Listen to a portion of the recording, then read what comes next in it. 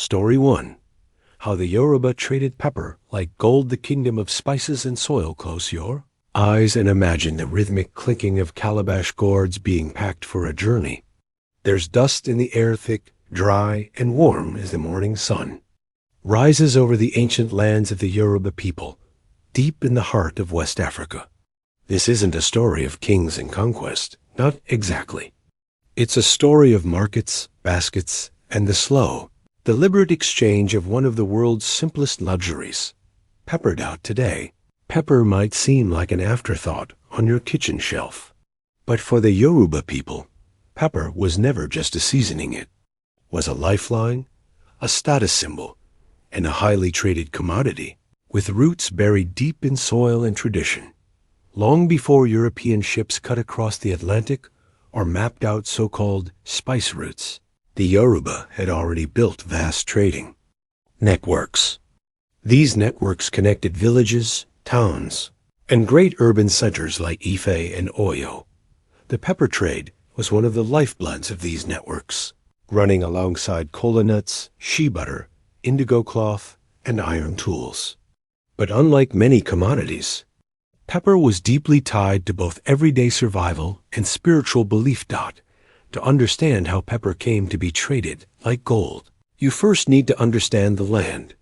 The Yoruba homeland lies in what is now southwestern Nigeria, spilling into parts of Benin and Togo. It is a land of red soil and thick bush, of slow rains and long dry seasons. In the wet months, the rivers swell and the trees turn a luminous green. In the dry months, dust settles into every corner, and food preservation becomes essential. This is where pepper comes in. Not just any pepper, though. The Yoruba prized adarodo, a species of Capsicum chinense, also known as Scotch bonnet. Fiery, fragrant, and colorful, this small pepper was not only used in cooking, but also preserved in various forms for trade. Dried over slow fires, ground into pastes, or soaked in palm oil to last the journey, it traveled well and fetched a good price. But this isn't just a story about flavor. Pepper was also medicine. It was used to treat stomach ailments, clear sinuses, ward off insects, and perhaps most notably, to strengthen a person's inner fire, an energy linked to the Yoruba concept of Akechi, the spiritual force that flows through all things. It wasn't rare to hear elders say that a person without pepper in their food would become listless, as though the spirit had been forgotten in the body. This spiritual connection elevated the pepper from a crop to a symbol. It was incorporated into rituals, offerings, and even courtship. A man seeking to marry might bring bundles of dried pepper as part of his bride price, a gesture that said, "I can feed and warm this family." Now, imagine the slow movement of a trading caravan. Ox-drawn carts laden with pepper make their way along narrow paths. Women in wrapper cloths balance clay pots filled with fermented pepper sauce on their heads. Children run ahead to warn of approaching rains. There is no rush.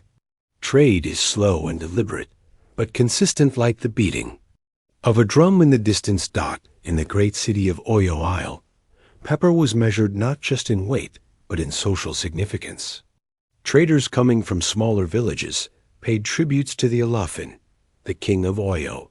These tributes often included pepper, carefully packed in woven baskets or goat-hide sacks.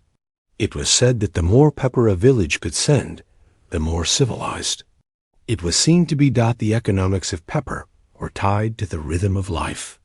During the harvest months, prices would drop, but by the height of the dry season, when fresh food was scarce and preserved condiments were all that remained, pepper became expensive, even scarce. Families might ration it carefully, and traders who held reserves could make small fortunes. Interestingly, the pepper trade was largely dominated by women. Yoruba women were the backbone of the marketplace. While men often controlled production and land ownership, it was women who managed the movement of goods. Known as Kealoha, mother of the market, the most respected female traders oversaw the regulation of goods, ensured fair pricing, and mediated disputes. A powerful Kyolohya could sway entire local economies. Among these women, the pepper traders held a special place. Their skill wasn't just in buying and selling, it was in knowing the balance of moisture, in selecting the right drying techniques, in packing for travel without spoilage. It was said that you could tell a seasoned pepper trader by the strength of her voice and the redness of her fingers stained permanently, be years of handling the hot fruit. The marketplaces themselves were a study in patience. There were no neon signs, no digital scales. Everything was weighed by hand, judged by eye, and negotiated with slow, practiced speech. Bartering was common. A bag of pepper might be traded for a bolt of indigo cloth or a sack of yam flour, depending on the season. But pepper's value wasn't just local. As trade routes expanded, Yoruba pepper began moving northward toward the Sahel and beyond, traded for salt, dates, and sometimes even camels. From the coast, traders brought back imported cloth, brassware, and glass beads, creating a circular economy where pepper became a central spoke in a much larger wheel. Interestingly, pepper's importance can also be traced through its presence. In the oral tradition, Yoruba folktales mention pepper as a test of character. In one tale, a clever tortoise uses pepper to trick a greedy king into giving up his gold. In another, a poor farmer becomes wealthy after discovering a wild pepper grove tended by ancestral spirits. These stories, told and retold under the stars, reinforce the idea that pepper was a gift of the land, but one that demanded respect and wisdom in its use. As European contact increased in the 15th and 16th centuries, Portuguese and later British traders took note of the vibrant markets of Yorubaland. While they were more interested in slaves, ivory, and palm oil, many wrote about the food and spice trade with curiosity. In their letters, pepper was often mentioned, not for its monetary value in Europe, but for its overwhelming presence in daily Yoruba life. Curiously, these traders often misunderstood the role of pepper. One account refers to it as a harsh medicine used in strange rites, while another notes that the people seemed to consume it with reckless abandon, even in the heat. But what they failed to understand was that pepper was not indulgence. It was identity. Yet, as colonization crept closer, these rhythms would begin to shift. Markets became taxed. Trade was increasingly tied to European currency and colonial infrastructure. Railroads would change routes, and in time, new foods and economic pressures would compete with traditional goods. Still, pepper persisted. Today, in the bustling markets of Lagos or the quiet stalls of Abeokuta, you'll still find dried bundles of atarodo, often wrapped in newspaper or stacked in pyramids. The trade is no longer what it once was, but the legacy lingers. And so, you may wonder, how did a small red fruit become such a symbol of power, resilience, and everyday survival? And what happened to the women who once ruled the markets with red-stained hands and sharp tongues? Section 2. The red-stained hands of market queens in the heart of ancient Yoruba markets. Under canopies woven from palm fronds and burlap sacks, the pepper traders reigned not with iron fists, but with the subtle dominance of expertise and memory. They were the Kailoyas, the market mothers matrons of commerce, negotiators of power, and guardians of a legacy too easily forgotten in the pages of official history. As you settle in and let your thoughts drift to that time, imagine the scent-hot, earthy. By the 17th century, markets in major Yoruba cities like Oyo Isle, Ibadan, and Ijebu Ode were not just trading centers. They were institutions. They were highly organized, governed by unwritten codes passed down from generation to generation. And at the top of that hierarchy sat the Kialoya.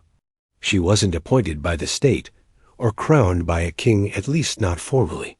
Her power came from trust, skill, and perhaps above all, memory. She remembered who sold what who bought on credit, who diluted their pepper paste with palm oil to stretch the goods dot to become an N. Kialoya was to be a record keeper in a world without ledgers. She knew the seasonal rhythms, the routes of incoming caravans, and the personality of every trader from the outer villages. The pepper trade was among the most prized because it combined perishability with high demand.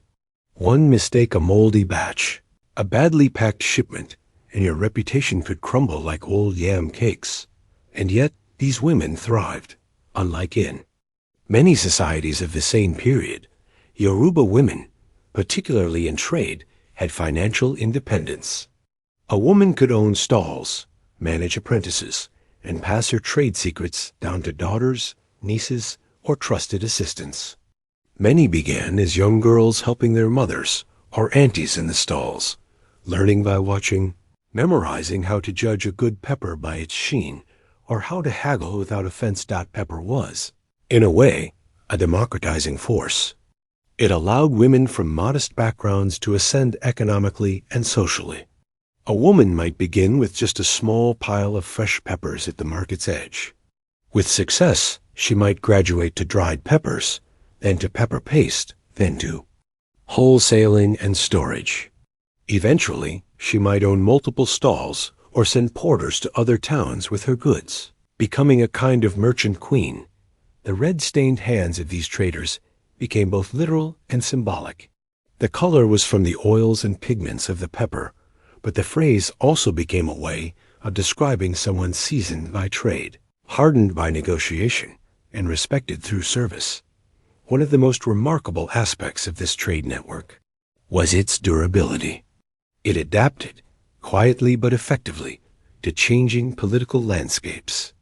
During times of intercity war or drought, markets might be disrupted, but the women often found a way to keep the flow of goods moving.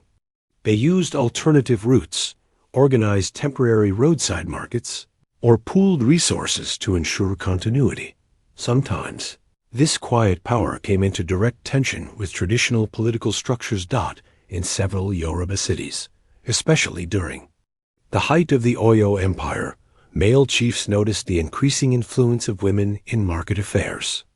While the male Obis, kings, and Bawls, local chiefs, maintained formal power, the Kialoyas could subtly affect policies simply by controlling the prices of essential goods or by shifting trade flows from one city to another. In response, councils were occasionally formed to supervise the markets, but these were often symbolic. The Kialoyas retained influence because they were indispensable. After all, when pepper is needed in every household and in nearly every ritual, the one who controls the pepper has leverage over both kitchen and temple. Pepper was also bound up in ceremony. It was common in Yoruba religious rituals to offer small quantities of ground pepper to the Orishas, particularly Ogun, the god of iron and war, and Shango, the god of thunder and justice. A pepper's heat was seen as symbolic of passion, strength, and energy. In some shrines, it was mixed with palm oil and placed in calabashes as part of offerings or as protection against malevolent forces. Women who traded in pepper were often tasked with providing the purest pepper for ritual use. This was a matter of prestige, but also great responsibility. If a ritual failed or worse, brought unintended consequences, some might blame the quality of the offering. This intertwining of trade, belief, and social structure added to the pepper's mystique. And yet, outside of these communities, the pepper economy was largely ignored by the chroniclers of empire and conquest. Colonial records, when they eventually arrived, were more interested in labor statistics, land surveys, and the flow of cash crops like cocoa and palm oil. But within the Yoruba world, the pepper women were respected. One story that survives in oral tradition tells of Mama Alugboro, a nickname meaning mother of sharpness, a renowned pepper trader in the town of Isian. She was said to have survived 3 market fires, 2 raids by bandits, and one assassination attempt by jealous rivals. Her stall was never moved. Her daughters became pepper traders. So did her granddaughters. People came from miles around not only to buy her goods, but to hear her speak. Her advice on trade was sought even by men in the local council. And when she died, it said the market closed for 3 days and morning. Perhaps it was only fitting then that when colonial authorities tried to modernize local markets in the early 20th century, paving roads, formalizing stalls, and introducing new tax systems, the Kialoyas were among the first to resist. In Lagos, for example, the introduction of a pepper market fee sparked protests. The women argued that they already paid tributes informally to local leaders and that the new fees were redundant and exploitative. In 1929, across Nigeria, women in eastern regions launched what became known as the ABBA, Women's Riots, mass protests against colonial taxation and marginalization. While the Yoruba pepper traders did not join that specific uprising, they shared many of the same grievances. What is often missed in discussions of these resistance efforts is that the women's complaints weren't just about money. They were about control of space, of culture, of rhythm. The colonial system sought to replace a living, memory-based market economy with a bureaucratic, paperwork-based one. But the pepper traders knew that real knowledge couldn't be printed on a ledger. Despite these pressures, the trade persisted. Some adapted by incorporating new tools, weighing scales, currency, even packaging innovations like glass jars or tins. Others held fast to tradition, continuing to barter in local goods and trust. And slowly, over the decades, the pepper markets began to reflect a strange blend of the old and new cell phones and ancestral chants, hand-woven baskets and branded pepper SACHETS. Today, when you walk through a Yoruba market, you still see the echoes, the red piles, the barked negotiations. The women seated on stools, eyes sharp, hands busy.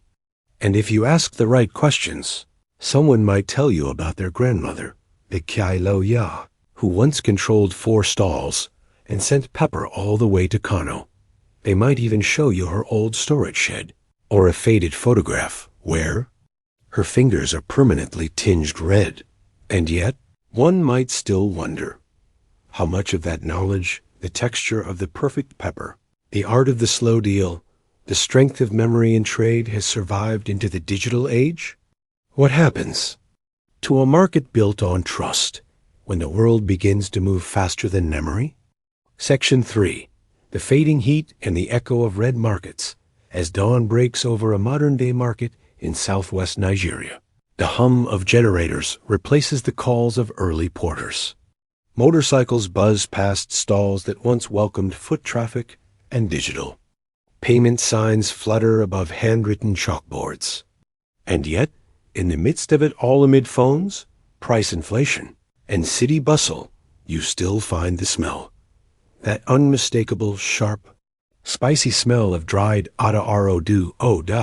It lingers in the air like history itself, buried beneath layers of modernization. But the question now is, how much of that old pepper trade remains? How did the trade evolve, persist, or fade away as colonization, urbanization, and globalization reshaped the land? In this final section, we follow the path of Yoruba pepper trading into the 20th and 21st centuries through colonial oversight, post-independence adaptation, and the silent struggles to preserve what once was a gold standard of cultural commerce. Colonial interference and the erosion of organic markets. When British colonial forces formally integrated Yorubaland into the Protectorate of Nigeria in the late 19th century, they brought with them a new economic worldview. To the British, markets were meant to be predictable, taxable, and standardized. No more measuring pepper by the calabash bowl. No more pricing by seasonal knowledge. These were to be replaced by weighing scales, fixed rates, and state-issued currency. But the pepper, Women were not easily moved in town after town. They quietly resisted reforms. They paid bribes to avoid licenses, traded after hours, and taught their daughters to keep records in their heads instead of on paper. They trusted reputation over receipts, elders over inspectors. Yet change crept in, not all at once, but slowly, like water soaking into dry cloth. Colonial policy preferred cash crops. Cocoa, rubber, and palm oil were promoted, subsidized, and exported. Pepper, being non-essential to the colonial economy, was neglected. The result? Traders began to diversify. Many women who once dealt exclusively in pepper shifted into other commodities, such as beans, cornmeal, or textiles. Others moved into domestic labor or service work, their daughters sent to school to modernize. But in the quieter corners of rural towns, pepper held on. In Ado-Ekiti, in Ilobu, in Aiwo, women continued to dry peppers under tin roofs, sell them in tied-off polythene bags, and argue over prices in that slow, practiced tone passed down through generations. Still, the old ways were breaking. The colonial government saw markets as spaces to extract revenue. A tax on each stall, a fee for sanitation, even a license to sell pepper. The informality that had once allowed a young widow or single mother to enter trade with nothing but a harvest and a borrowed basket now became a bureaucratic obstacle course. The Kailoyas tried to adapt. Some formed associations, collecting dues and organizing in ways they could negotiate with local councils. In places like Ibadan and Abagokad, these market women's unions grew powerful. They petitioned local chiefs, resisted British policies, and demanded recognition. In Lagos, the famous Kiloya Abibatu Mogashi, mother of a future president, became a national symbol of female commercial power. But the pepper itself was changing too. With the opening of West African ports to international trade, new peppers entered the market. Dried imports from Asia, powdered variants with chemical preservatives, hybrid seeds that grew faster but lacked the traditional sting. Yoruba traders had to compete not just with one another, but with faceless companies packaging spice in shiny tins. And yet, there was always a market for the real thing. Post-independence and the silent continuity of trade. Nigeria gained independence. In 1960, and for a brief period, it seemed that local enterprise might flourish. Markets grew, cities expanded, and women's participation in commerce remained strong. But the old prestige of the pepper trade began to wane in the eyes of the elite. Education was pushed as the future, and trading was seen as what your grandmother did. Still, grandmothers continued to trade. In the 1970s and 1980s, local pepper markets saw a subtle resurgence, especially as economic instability hit the country. As currency devalued and industries struggled, women returned to trading for survival. Pepper, small, hoardable, non-perishable, remained a resilient option. In smaller towns, women continued to produce their own Ada Dindina fried pepper paste, made with palm oil, onions, and sometimes crayfish. This was stored in jars and sold weekly. Others specialized in sun-dried peppers, packaging them in repurposed rice sacks. Each woman had her techniques, some dried in baskets, some over metal sheets, some added salt to preserve, others swore by pure air and heat. There were still pepper queens. You just had to look harder to find them. Some traders operated small warehouses, supplying shopkeepers across entire districts. Others exported to the diaspora, sending crushed Adorodo to relatives in London or Houston. The trade was no longer confined to face-to-face transactions. It had spread discreetly, stubbornly into modernity. Yet, the communal rhythms were fading. In old markets, the Keloya once knew everyone. Debts were remembered by tone, not paperwork. Children played under stalls while their mothers sold. Elders advised younger women on seasonal changes, when to harvest, when to dry, when to hold back stock. That oral knowledge was slowly being lost, replaced by spreadsheets and mobile apps. What happens to memory when it no longer has a body? Pepper in the 21st century. A legacy preserved in fragments today, Nigeria remains one of the largest producers and consumers of chili peppers in Africa. In urban centers like Lagos, Ibadan, and Osogbo, open-air markets still buzz with pepper trade. Yet modernity has transformed the experience. Pepper now arrives in commercial sacks. It is graded, color-coded, sometimes genetically modified. Supermarkets sell prepackaged, machine-dried peppers under sterile lighting. The intimacy of trade is gone, replaced by efficiency. But if you wander into the right corner of a traditional market, perhaps in the old quarter of Ogbomoso, or under the tin canopies of a town like Offa, you might still find her. An old woman, sitting with a basket of hand-sorted dried Otorodo, the peppers curled like sleeping fingers. Her hands red-stained, her eyes sharp. She'll tell you the price without blinking. She'll scoop the peppers into a brown paper bag. And if you ask her where she learned the trade, she might say, "From my mother, and her mother before her." This is what we do. The pepper queens of the Yoruba world never had monuments. No statues. In the capital, no pages in textbooks. But they built something far more durable, systems of resilience. Through war, colonization, inflation, gender bias, and globalization, they endured. They fed cities, paid school fees, supported revolutions, and preserved culture with nothing but the heat of a pepper and the rhythm of trade. A final reflection so now. As you rest and let your thoughts settle into the quiet hum of this history, consider what the Yoruba pepper trade truly represents. Not just commerce, but memory. Not just spice, but power-quiet, red-stained, feminine power that carried the weight of economies and the softness of culture, all in the same breath.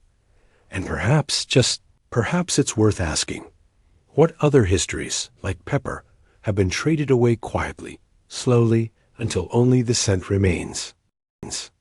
Story 2. The city that moved without a fight.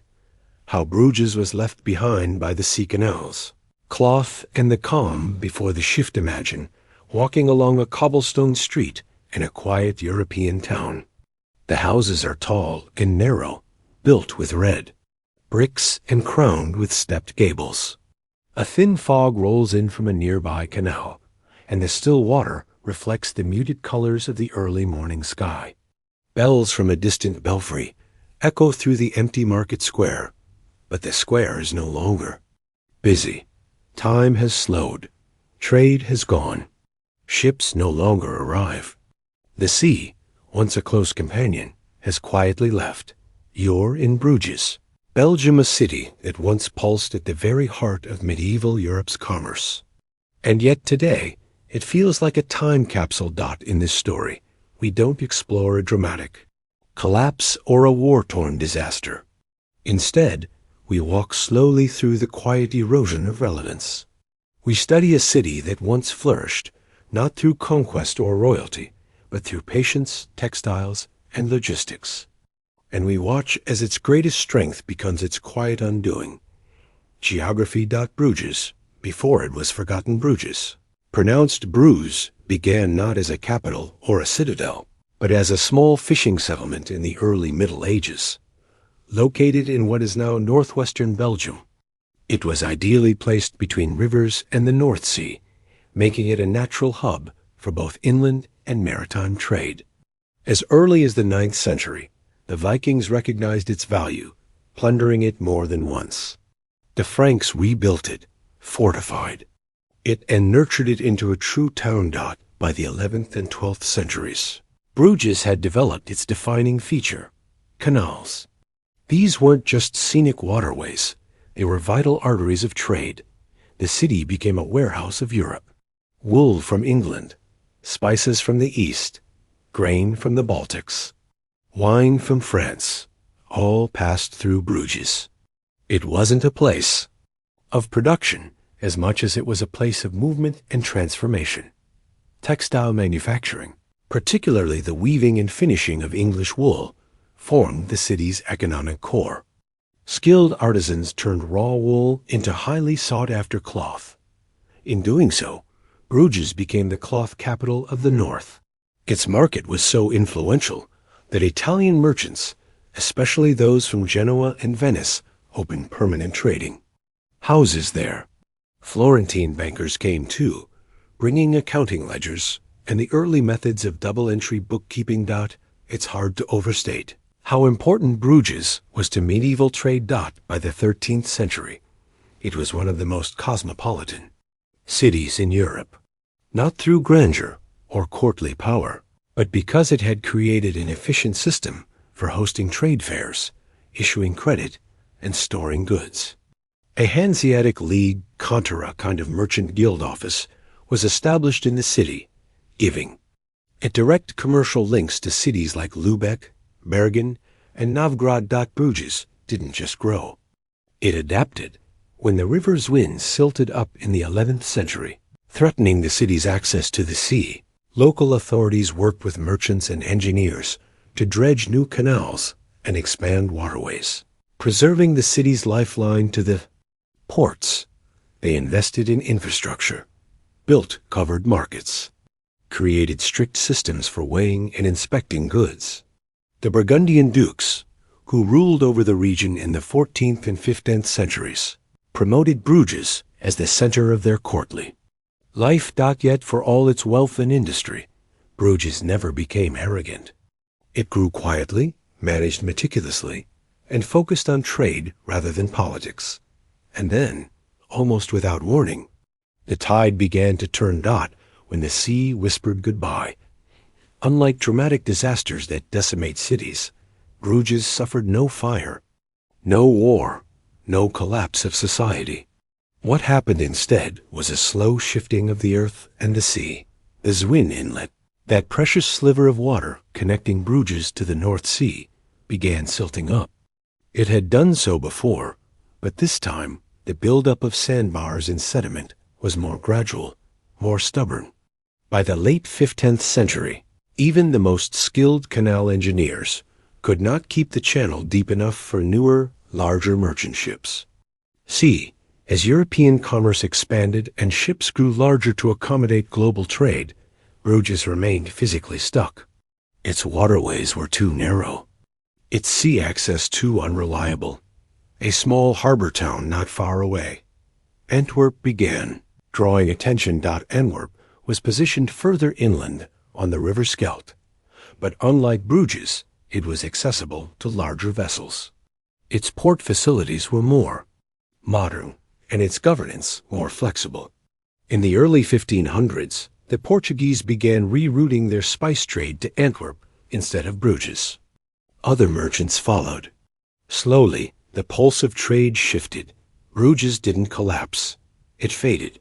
Markets grew quiet. Warehouses emptied. Cloth production slowed. Banks closed.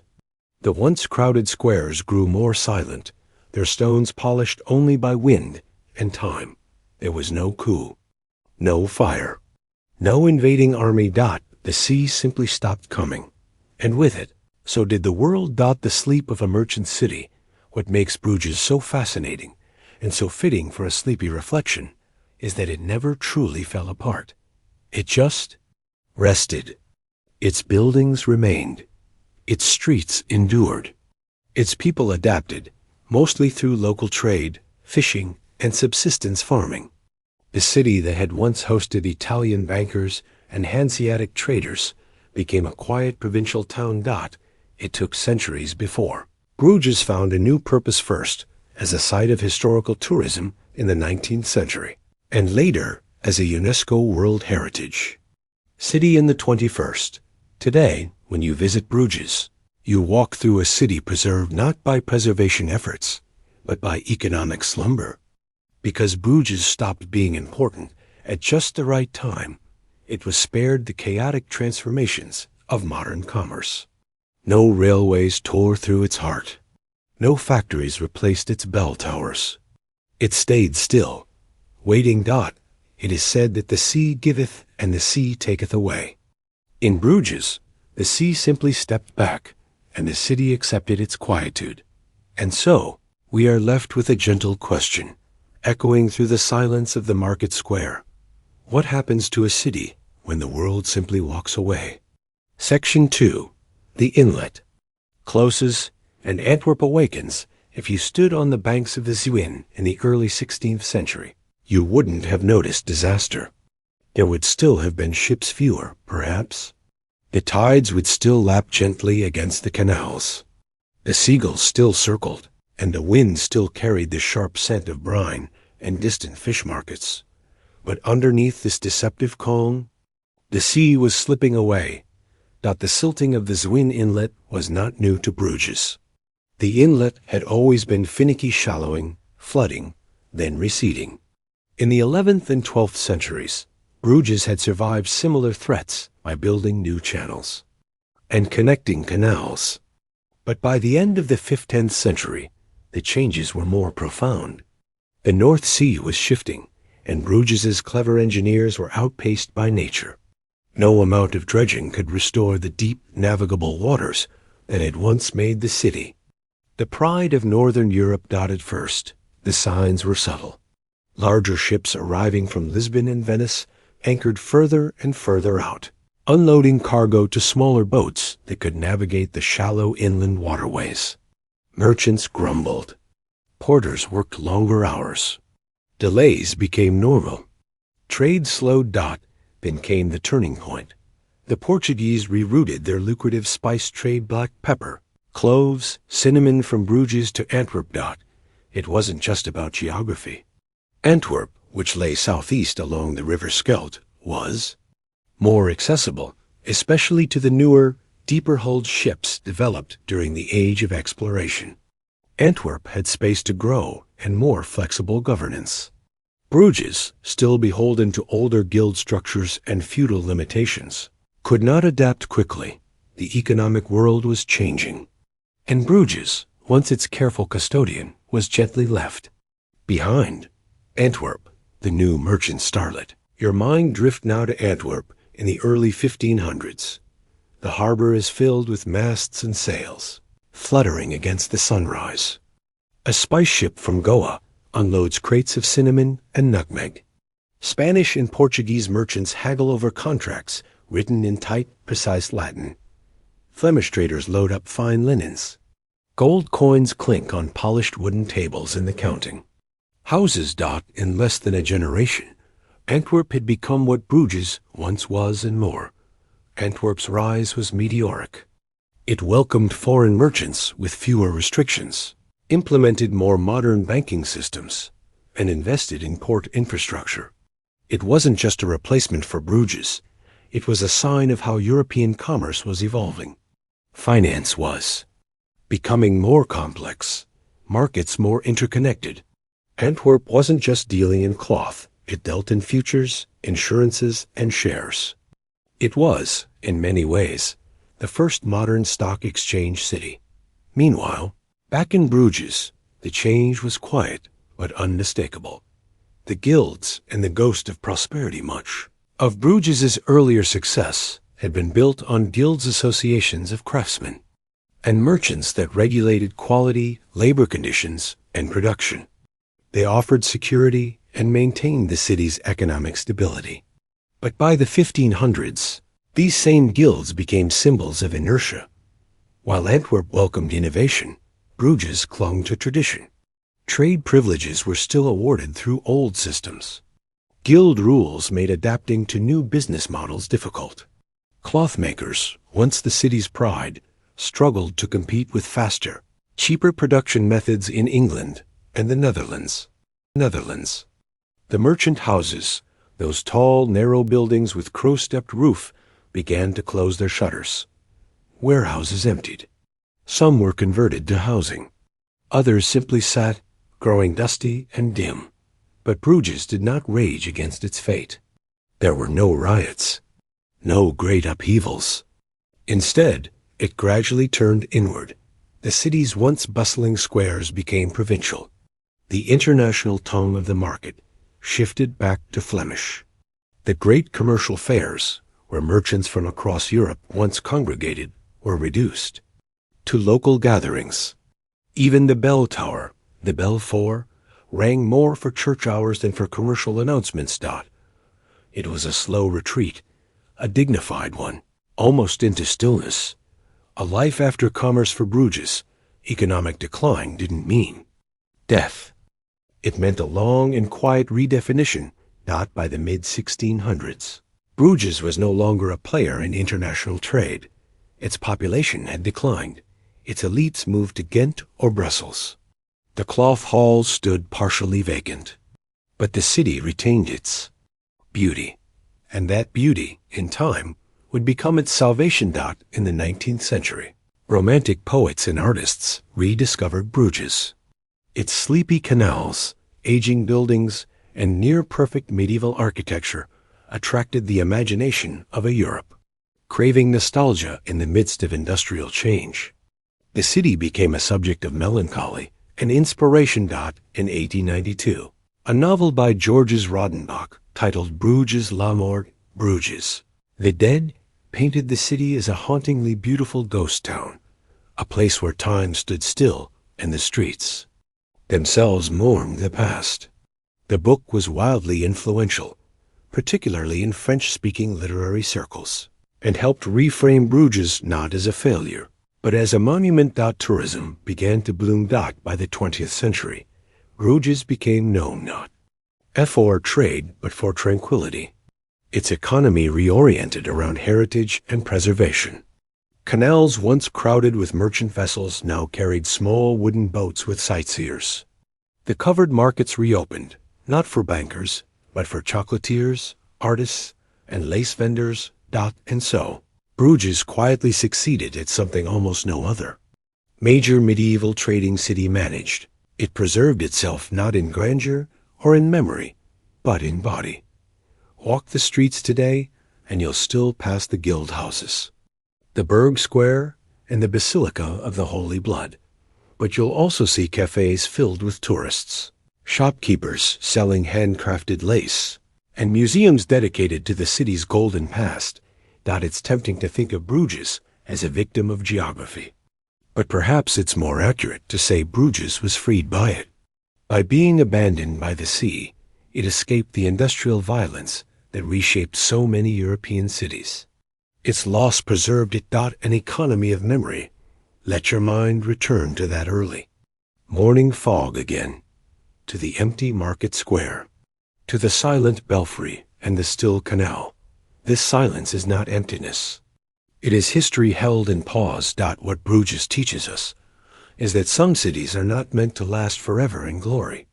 Some are meant to fade gracefully, slowly into a new kind of purpose. Not every legacy is built on growth. Some are built on stillness, on waiting, on remembering. Bruges remains a place where you can see what the world once was, not because it refused to change, but because change chose to pass it by. And so we ask, what if success is not always about adapting? What if, sometimes, it's about enduring? When stillness becomes survival, close your eyes now and picture a city preserved in amber.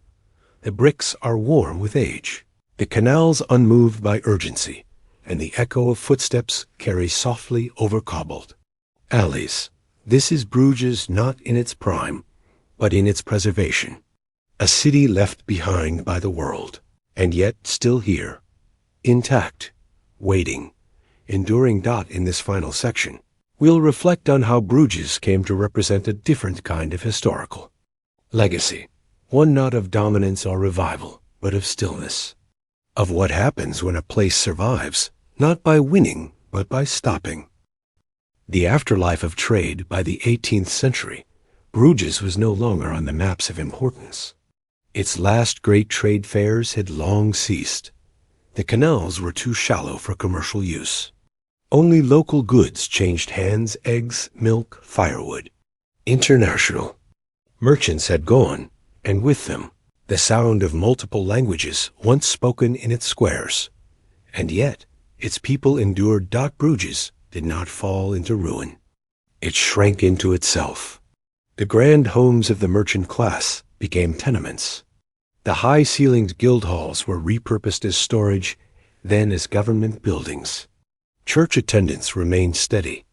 Life took on a domestic rhythm. Instead of shipping contracts, the markets hummed with village gossip. Instead of international cargo, carts carried vegetables from nearby farms.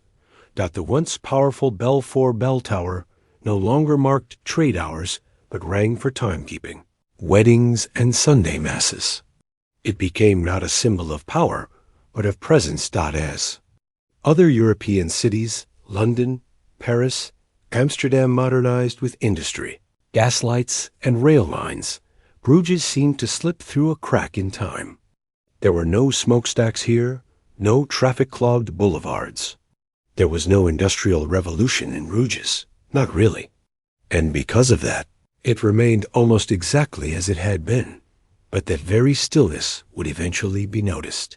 The rediscovery of Bruges in the 19th century, European writers and artists found themselves caught in a wave of nostalgia. Industrialization had made cities noisier, faster, dirtier. In that chaos, Bruges appeared as something else entirely. A dream, a relic, a sanctuary. British tourists were among the first to rediscover the city. To them, Bruges felt like stepping into a medieval painting no other city had preserved. Its original architecture so completely.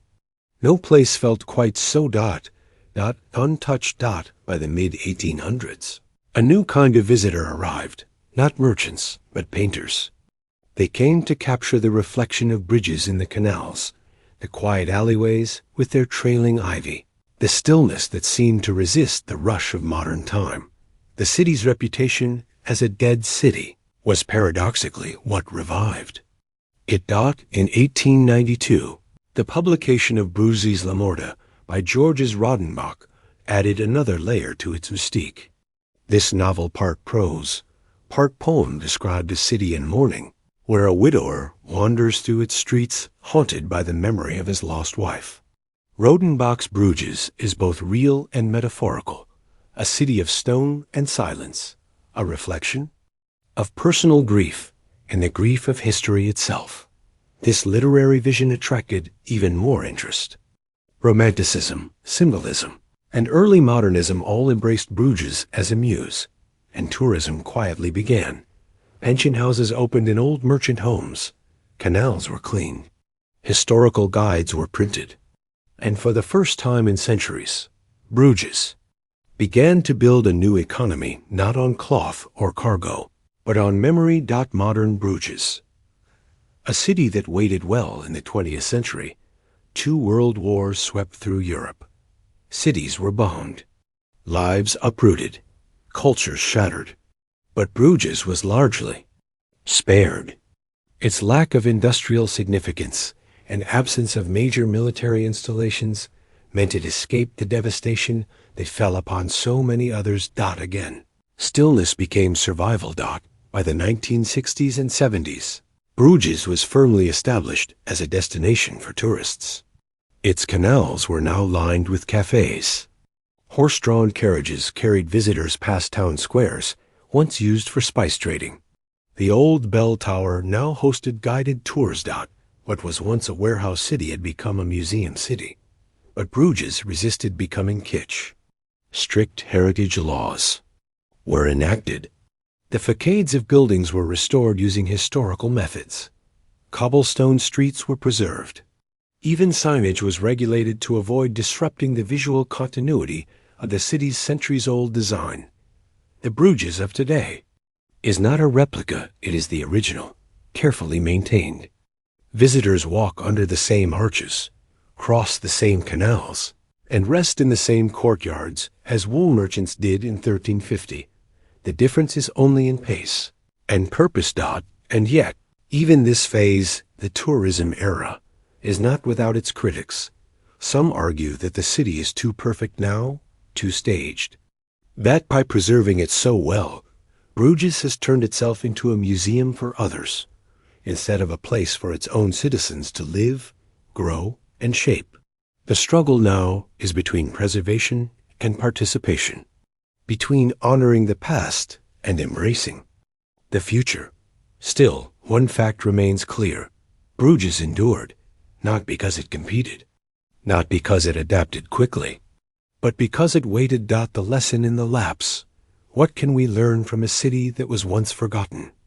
Bruges reminds us that history isn't always loud, that not all change is violent, that loss can be quiet, survivable. It teaches that being passed over isn't always failure, that sometimes being left behind spares you the fire. Where other cities broke, Bruges paused. And it's in that pause that something rare was preserved. Not just buildings or bridges, but a way of life. A human rhythm untouched by modern urgency. A record of what the world was like before things sped up. We often glorify disruption and transformation. But in Bruges, stillness was strategy. Not by design, perhaps, but by fate. And in that stillness, we find not stagnation but clarity. A final reflection as you drift off. Let your mind wander the canals. Picture a small boat passing beneath a stone bridge. The water is calm, nearly still.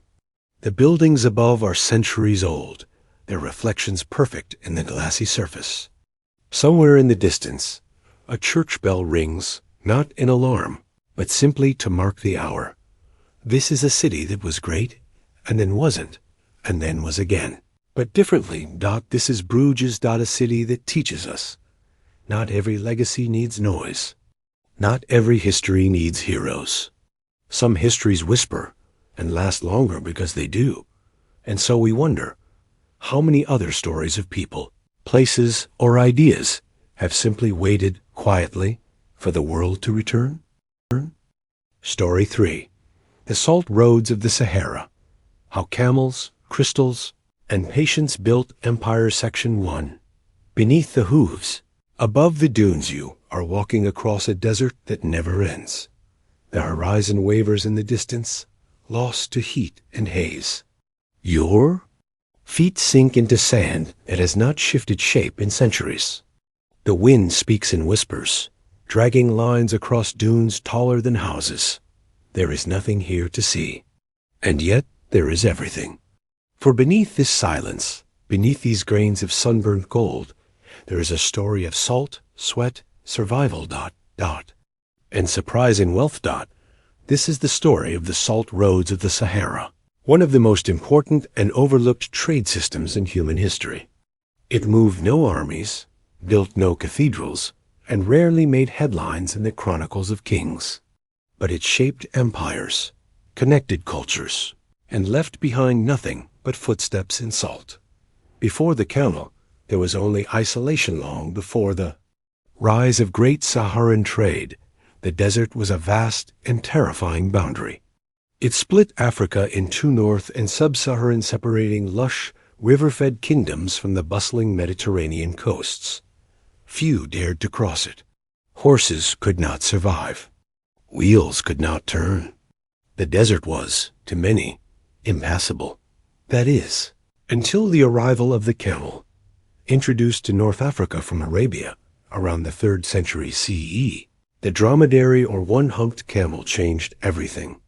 With their ability to go over a week without water, withstand scorching heat, and carry over 300 pounds of cargo, camels were the missing link in Saharan logistics. They weren't fast, but they were steady. And that was enough. Soon, caravans were forming, not of 2 or 3, but of hundreds, sometimes thousands of camels, stretching across the dunes like silent armies. Each one laden with goods that the desert never offered, but the world desperately needed. And at the center of it all, quietly gleaming like treasure under the sun, was salt. Why salt? Today, we rarely think of salt as valuable. It's on every table. It's packaged in neat containers. It's cheap, accessible, and always there. But for most of human history, salt was as valuable as gold, sometimes more so. In tropical climates, where people sweat continuously, salt is critical to survival. It preserves meat and fish, sterilizes wounds, and helps the body retain water in arid conditions. Without it, civilizations falter. In ancient West Africa, entire economies were built on the trade of salt at its peak. Timbuktu, Gao, and Walata, great trading cities in the Sahel, relied almost entirely on salt imports from the Sahara. The people in the forested south had gold. The people in the desert had salt. The two traded through networks of merchants, who made the journey one, measured not in miles, but in months. One famous saying from the time was, "Salt is worth its weight in gold." But this wasn't a metaphor. Sometimes it was literally true. Tagaza, a town built on salt in the heart of the desert, surrounded by nothing but wind and sand. There was a town with no farms, no water, and no beauty. It was called Tagaha. It should have been uninhabitable, but it sat atop rich salt deposits, huge slabs of crystallized sodium chloride that could be dug up like stone. The workers there lived short, difficult lives, laboring in the sun to cut rectangular blocks of salt from the ground. The buildings of Tagaza were made of salt. The walls, the streets, even the mosques were built from these gleaming blocks. These were not just mineral resources. They were currency. The salt blocks, called a mola, were loaded onto camels and strapped tightly for the journey south. Each caravan might carry several tons of salt, traveling with hired guards and guides familiar with the route. A single salt block could be traded for food, livestock, or even a human life. To reach to Gaza was dangerous. To live there was harder. And yet, it thrived because demand never waned. The route, invisible yet indelible, there was no single salt road. Instead, there were many, all crisscrossing the Sahara like veins through stone. Some ran from Sijil Massa in Morocco to Timbuktu in Mali. Others branched east toward Lake Chad and the Kanem-Bornu Empire. Still others moved south toward the gold fields of Wangara. These routes weren't marked by signs or flags. They were remembered by guides who learned the paths from their ancestors. Navigation depended on stars, dunes, the placement of bones from camels who had perished along the way. Oases such as Tuat, Bilma, and Zuarat offered the only relief. Caravans moved slowly. A full journey might take 2 months, sometimes 3. At night, temperatures dropped below freezing. During the day, they rose above 120 degrees Fahrenheit, 50 degrees Celsius. Bandits were a constant threat. So was dehydration. And yet, year after year, for centuries, these caravans moved faithfully, endlessly across the sand.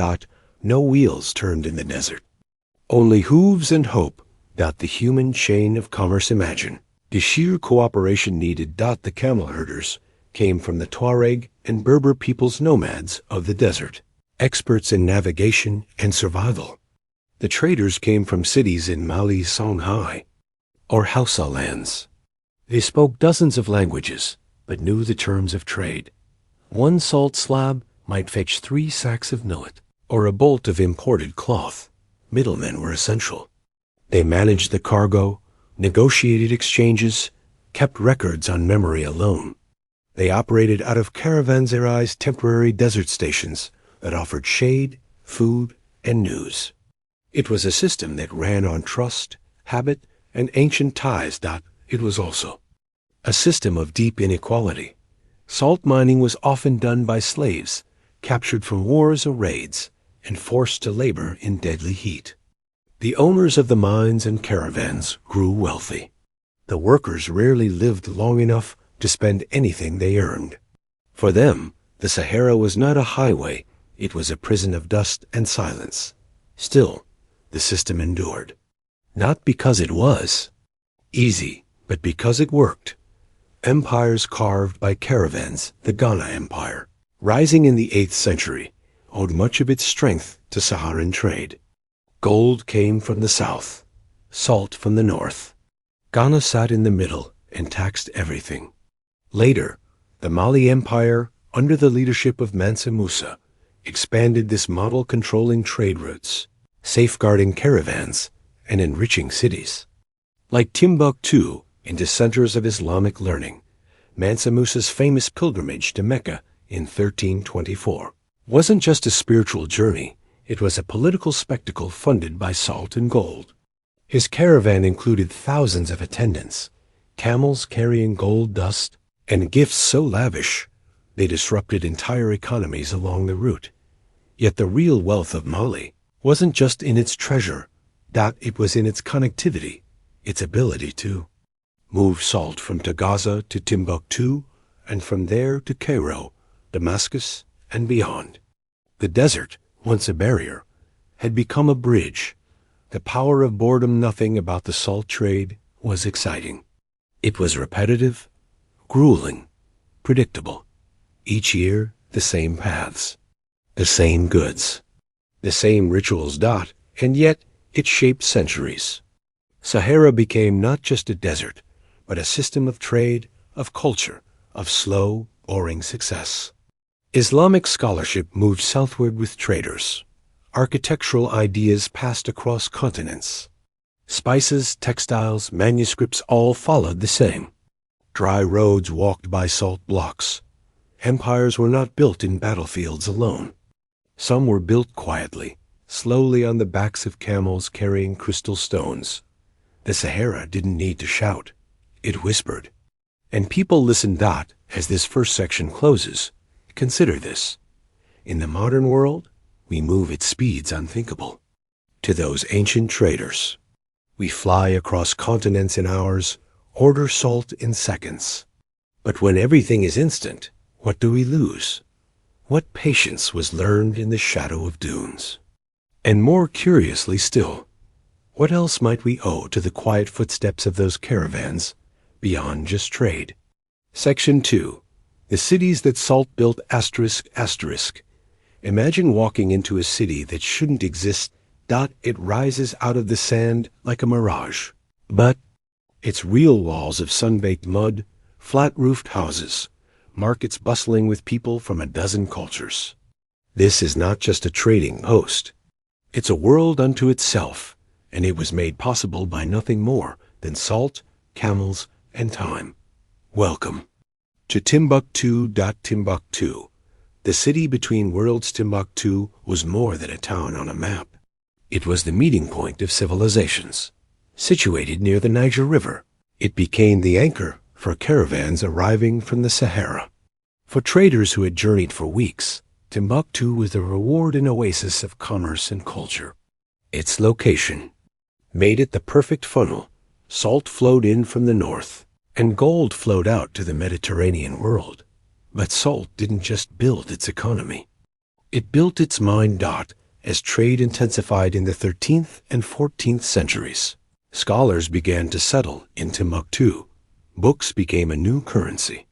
Manuscripts were copied by hand and passed between students of theology, astronomy, law, and medicine. Eventually, the Sankara University emerged as a center of Islamic learning that rivaled any in Cairo or Cordoba. And it all began because traders needed a place to rest, sell salt, and swap stories. The architecture of trade shaped more than economies. It changed the very look of cities. Because of the intense heat and the scarcity of wood, builders used mud specifically, a mix of clay and straw baked by the sun. This gave rise to the Sudano-Sahelian architectural style: thick, cool walls, wooden beams poking through as decorative ledges, and structures like the Great Mosque of Jen, which looked like sculpted sandcastles reaching to the sky. Many of these cities were born as temporary markets. Over time, as the rhythm of trade became predictable, they evolved into permanent settlements. With that came language fusion, intermarriage, and the blending of customs. Timbuktu was a symbol. But it was not alone. Gao, Walata, Agadas. Each city along the salt roads reflected this transformation, from outposts into oases, from dust into dynasties, that the quiet power of salt's true power wasn't flashy. It didn't dazzle like gold or sparkle like jewels, but it was constant, reliable, essential. In the cities it passed through, salt became currency. It paid for labor, livestock, even brides. It backed loans and funded libraries. And because it was valuable but compact, it could be taxed easily, giving local rulers a steady stream of revenue. The Songhai Empire, which rose to dominate West Africa in the 15th and 16th centuries, perfected this model. By controlling both trade routes and mining centers, they turned salt into statecraft. Officials were appointed specifically to regulate salt weights, inspect block quality, and manage customs duties. Salt gave rulers something many kingdoms never had: stability. It gave them the means to maintain roads, protect caravans, and sponsor learning. Not because it was dramatic, but because it was dependable. Desert. Laws. Ethics in the empty. With salt came systems. The desert may have been vast and lawless in appearance, but it operated under strict rules, especially for traders. Caravans developed internal codes. Honesty wasn't optional. It was survival. One dishonest merchant could destroy a decades-old trading relationship. Trust, not treaties, governed the Sahara. Among the Tuareg, an entire social class called the Enesselmen acted as spiritual guides, mediators, and legal authorities for trade disputes. They upheld the caravan's moral compass. It's easy to imagine the desert is chaotic, but it had its own order, just slower, quieter, and enforced not with swords, but with custom. What salt left behind, salt dissolves. That's what it does. So, in a way, it left little behind: no cathedrals of salt, no monuments of marble. But its impact is there, hidden in the folds of history. It helped build one of the most literate cities in medieval Africa. It allowed empires to rise without conquering. Just by taxing movement. It forced cooperation between cultures that otherwise would have warred. It funded scholars who preserved not only Islamic knowledge, but also local oral traditions, written for the first time. Salt is invisible now in most histories. It's too boring, too plain. But in the Sahara, it was civilization. And the people who moved it: camel herders, slaves, scholars, and silent guides, were builders of an invisible empire. A pause between past and present as the sun sets over the last dunes. Imagine the sound of 300 camels moving through the sand. No wheels, no engines. Just the slow, steady clop of hooves and the rustle of wind over salt blocks. It took no innovation, no conquest. Just discipline, memory, and endurance.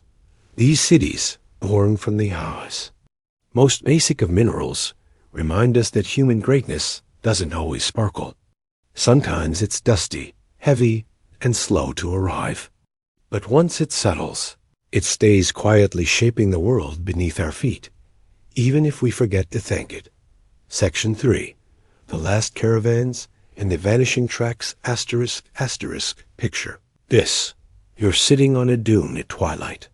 The sun has dipped low, painting the sand in faded gold and soft blue.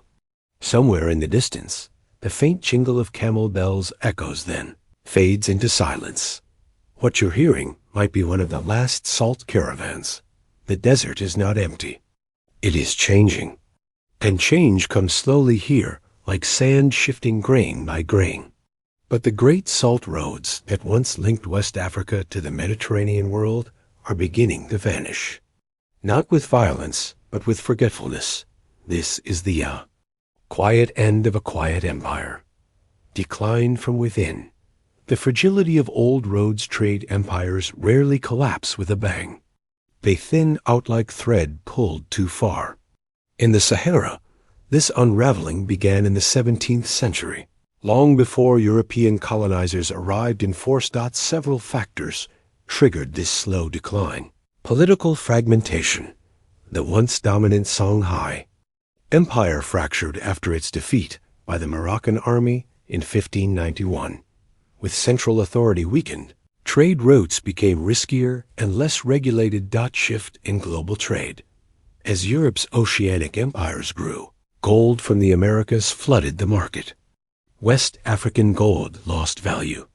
Salt remained important, but with fewer international buyers, the profit margin shrank. Changing tastes and diets. Imported foodstuffs altered consumption habits. In coastal cities, European salt increasingly replaced Saharan slabs. Port access began to matter more than desert knowledge. Still, the caravans didn't vanish. They merely thinned. Fewer routes were used. Stops became more spaced out. Cities once bustling with trade settled into sleepier rhythms. Like everything in the Sahara, the decline took centuries. Colonial borders and the disruption of drift. European powers carved up Africa in the late 19th century. They drew straight lines on curving dunes. The old trade routes didn't respect these new borders. Tribes who once traveled freely across the desert now faced checkpoints, customs duties, and often suspicion. The rhythm of the salt rode fluid, seasonal. Traditional was replaced with timetables and tariffs. Colonial powers had little interest in preserving Saharan commerce. To them, the real value lay in coastal access and cash crops, not inland salt. Worse, they introduced railways. The railway lines cut across old caravan paths, draining the life from cities that once flourished on camel traffic. What took weeks by camel took hours by train. Slowly, caravans became quaint relic subjects for photographs, not logistics. And yet, some still walked the dunes. Even as late as the 1970s, large camel caravans carried salt from Taudeni to Timbuktu. It was no longer the only source of salt, but it remained cheaper for inland villages too far from ports. In a desert that forgets nothing. These caravans were the last pages of a long, slow book. What survives? Memory, not monuments. Most salt roads left no ruins. They weren't built of stone, but of footsteps, oral contracts, and trust.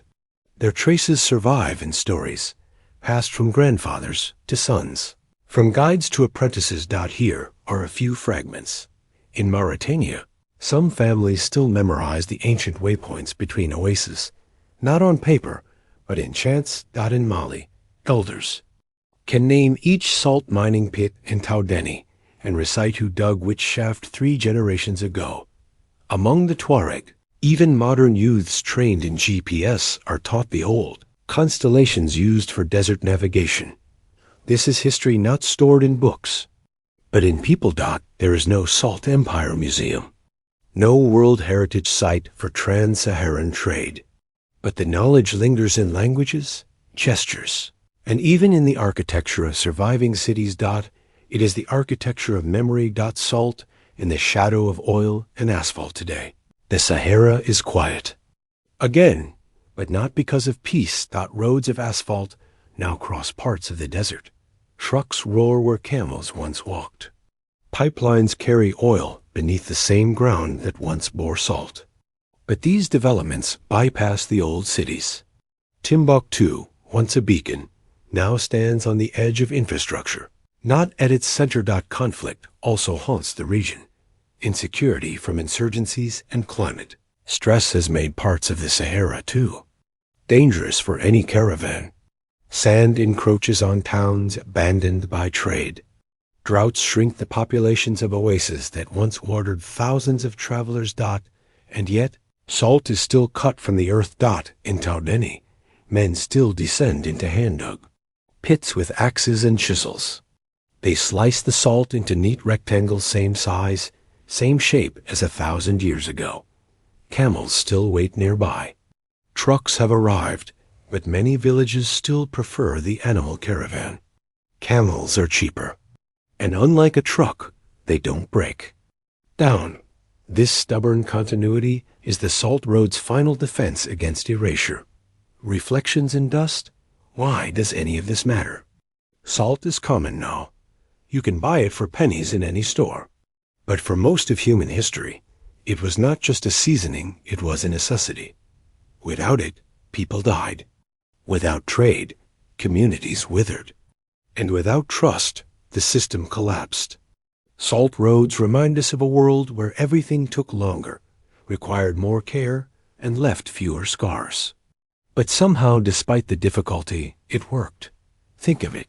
A continent-spanning system operated by memory, maintained by oral law, and passed through hands that never wrote a word. A fragile empire of weight and wind. You could argue it was inefficient. But maybe that's not the point.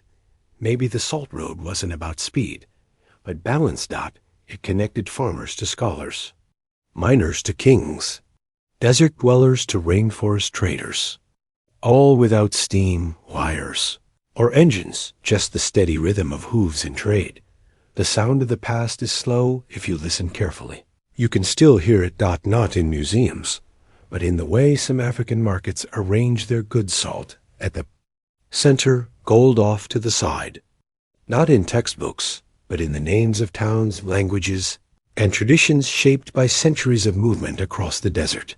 You won't find a Salt Road superhighway on Google Maps, but that doesn't mean it's gone. It's just been quietly covered by time, like a caravan track buried in wind-blown dunes. And perhaps that's where most real history lives, not in glory, but in the dull, dusty, enduring routines of those who moved quietly and built something that lasted anyway. Story 4. The button that held an empire together. Thread, cloth, and the unexpected power of small things. When you imagine the forces that shape empires, wars, monarchs, armies, ships, your mind doesn't go to buttons. Not usually. And yet, for centuries, a simple button, that modest disc of bone, wood, or metal, quietly determined the uniforms of navies, the status of colonial officers, and the global demand for textiles. It kept coats fastened in Siberian winters and symbolized ranks and regiments from Delhi to Dublin. Entire economies bent, ever so slightly, around how cloth was held together. And so, in this story, we consider the button not a thrilling object, not even a large one, but like salt or pepper, its history reminds us how the smallest, most ordinary things can shape the paths of armies and the lives of ordinary people. This story begins not on a battlefield or in a palace, but in a tailor's workshop. The early button, from ornament to function buttons, in their earliest forms, were decorative. Archaeologists have found ornamental buttons made from shell, bone, and ivory in the Indus Valley, ancient China, and Bronze Age Europe, some dating back over 5,000 years. These early buttons weren't fasteners. They were symbols, small emblems sewn into clothing, worn by the wealthy as markers of status or tribal identity. The button's true rise began in medieval Europe, where it slowly evolved from decoration to function. Around the 13th century, tailored clothing became more popular among Europe's elite.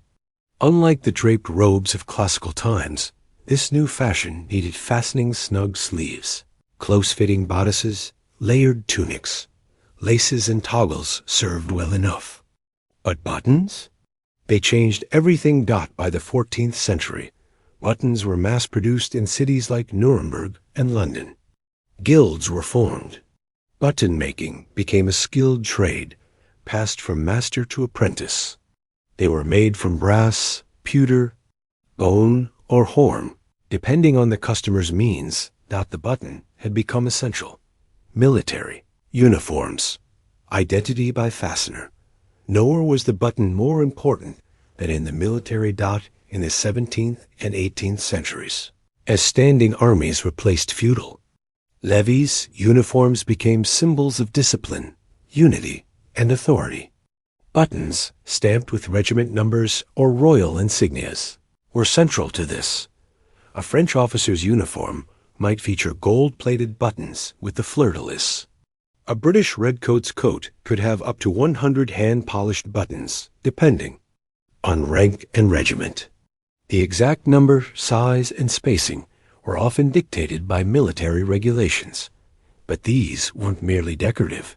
Recruitment. Buttons denoted loyalty. You could identify a soldier's unit by the emblem on his coat. In an illiterate world, this mattered. Manufacturing contracts. Governments issued vast orders for buttons, sometimes millions at a time. These contracts fed local economies and sometimes drove corruption and competition between workshops. Survival. In cold climates, a well-fastened coat could mean the difference between life and death. Soldiers in the Napoleonic Wars or the Crimean War depended on buttons to hold together their heavy wool uniforms under brutal conditions. And here's a curious fact. During the American Civil War, Confederate soldiers would often scavenge buttons from the dead, not just to mend their uniforms, but because buttons were rare, precious, and symbolic. To wear the right one was to survive another day and to belong. The colonial button trade in the Age of Empire, buttons became global. European powers exported more than armies. They exported uniforms. Colonial police in India, Africa, and the Caribbean wore coats patterned on British or French designs. Missionaries and administrators alike were often dressed in starched collars and buttoned jackets, part of a visual effort to civilize through clothing. But where did all these buttons come from? Europe. Cities like Birmingham and Paris became hubs of button production, churning out millions each year. Factories employed women and children, often in difficult conditions, to meet demand. India. Shell buttons, especially from the coastal town of Tuticorin, were carved from mother of pearl and exported globally. Indian artisans had long traditions of working with shell and ivory, and their craftsmanship met the growing needs of empire. Africa. In parts of West Africa, buttons became currency used in barter trade for food, cloth, or even labor. European traders brought mass-produced buttons to African markets, where they were valued for their novelty and color. One overlooked moment comes from Liberia, where buttons were once used as a form of tax payment. If you didn't have coin or cloth, buttons could suffice. And so, the button became a strange kind of colonial thread-holding, together not just clothing, but entire systems of control, trade, and influence. Women, workshops, and invisible labor. The history of buttons also reveals the unseen labor of women. In 19th century Britain, button making was often a domestic industry. Women and girls in industrial cities like Birmingham, Coventry, and Sheffield would take home sacks of unfinished buttons and complete them by hand. This work was tedious and poorly paid. It involved threading shanks through cloth polishing, brass sorting. By size and type affixing loopbacks using rudimentary tools, their hands became cracked and blistered. The dust from metal filings caused respiratory issues. Still, the work was steady, and many women relied on it for survival. Their output fed the uniforms of soldiers, the coats of officials, and the fashions of the rising middle class.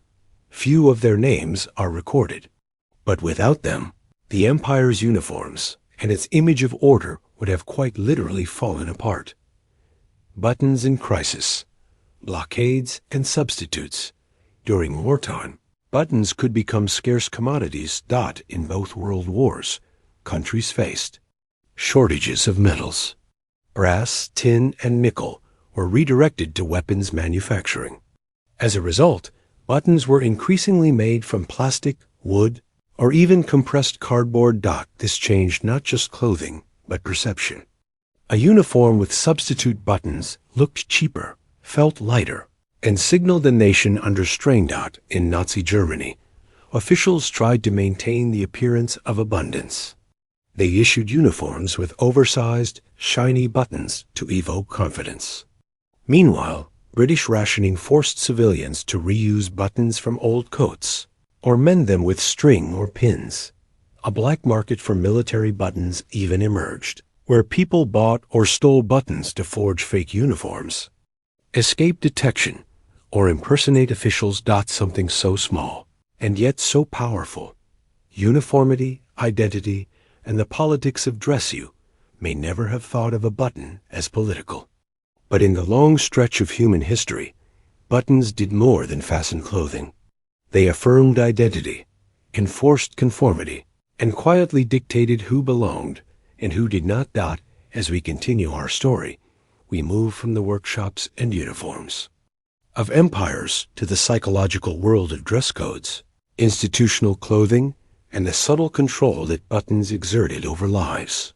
From prison garb to factory smocks, from children's school blazers to the stiff uniforms of mental asylums, buttons became tools of classification. We begin in the 19th century. At the rise of industrial institutions of order, workhouses, schools, and asylums, the 1800s in Britain and Europe saw the growth of mass institutions, orphanages, workhouses, asylums, and boarding schools. These spaces were governed by strict rules, not just in discipline, but in appearance. Uniforms were key. And uniforms meant buttons, hundreds of them. Take the British workhouse, for instance. Introduced under the Poor Law Amendment Act of 1834, these institutions housed the destitute. Every resident, no matter their past life, was clothed in the same drab uniform: coarse wool, dull colors, tight collars, and rows of plain buttons. There was no choice in the matter. Buttons prevented improvisation. Laces could be removed and reused. Buttons, affixed and sewn, made modification difficult. Buttons dictated routine. Dressing in the morning became a ritual of conformity. The same number of buttons, the same stiffness of collar, the same silhouette. Buttons erased individuality. A child born into poverty wore the same coat with the same brass buttons as an old man who had worked all his life. A visual leveling. In Victorian mental asylums, similar rules applied. Patients were dressed identically, often with heavy smocks buttoned down the back, purposely designed so they could not remove them on their own. Inmates in prisons wore uniforms with high collars and reinforced rows of buttons to prevent escape or self-harm. In each case, the button became a gatekeeper, deciding what was fastened, what was revealed, and what could not be changed. The button as badge, authority, and social rank. In the 19th and early 20th centuries, buttons were also deeply tied to authority and social rank. In schools, boys from elite families wore blazers with gold-plated buttons, often engraved with school crests. These weren't just decorative. They were social signals. Eton College. Boys could earn buttons as status markers, each one sewn on after a school achievement or seniority milestone. In German gymnasiums, school uniforms carried polished buttons that signaled one's academic standing or club affiliation. The military retained its love for symbolic buttons. In Imperial Russia, officers' buttons varied by regiment, year, and czar. The exact arrangement could signal loyalty to a specific monarch. In France, Napoleonic soldiers could be identified not just by coat color or headgear, but by button placement. The famed Napoleon's regulation required that jackets be buttoned diagonally, a style that influenced European fashion for generations. Even police uniforms followed suit. In 20th century Britain, the number of buttons on a constable's coat often reflected rank. Sergeants had more. Inspectors had engraved ones. Button arrangement could even suggest how long one had served. To this day, some military and ceremonial uniforms retain these traditions: rows of gleaming brass, spaced to regulation, each one a nod to past generations of rank and order. Buttons in the age of mass production with the Industrial Revolution. Button making changed forever. The introduction of celluloid and bakelite in the late 19th and early 20th centuries made buttons cheaper, lighter, and easier to mass produce. What had once required bone carving or metal stamping could now be churned out in molds by the thousands. This changed who could afford buttons and how clothing was designed. Ready-to-wear fashion boomed. Factories sewed buttons onto coats, shirts, and trousers in predetermined sizes. No longer tailored, clothing became a standard product. Mail-order catalogs featured pages of buttons, some plain, some ornate. Even rural households could order replacements or accessories. Children's clothing was transformed. Buttons allowed garments to be made smaller and more form-fitting without the complexity of zippers or laces. Factories sprang up across the U.S., Britain, and Europe. In Waterbury, Connecticut, the self-proclaimed button capital of the world, manufacturers exported billions of buttons annually. Many were used in school uniforms, factory overalls, and simple household dresses. But the work behind the buttons remained hard. Women still labored long hours, now in industrial environments, operating machinery or inspecting batches for defects. Some suffered from buttoners' eczema, a rash caused by exposure to the chemicals used in polishing plastic buttons. War, buttons, and psychological uniformity. War, particularly the First and Second World Wars, cemented the buttons' role in psychological conditioning. In the trenches, in the air, on the sea, soldiers were drilled not only in tactics but in appearance. Uniform inspections were daily, sometimes hourly. Buttons had to be shined, aligned, intact. Why? Because neatness signaled control. In chaotic environments, muddy battlefields, bombed cities, overcrowded hospitals, a well-buttoned uniform gave the illusion of order. It reassured civilians. It gave soldiers something to focus on. And crucially, it discouraged desertion or disguise. The Nazis, masters of symbolic uniformity, exploited this. Their officers wore uniforms with rows of silver buttons, sewn with precision. Hitler himself was obsessed with visual presentation. Uniforms were photographed and analyzed for maximum psychological effect. But the Allies, too, used buttons as markers of cohesion. The British Home Guard received uniforms with surplus buttons from old regiments.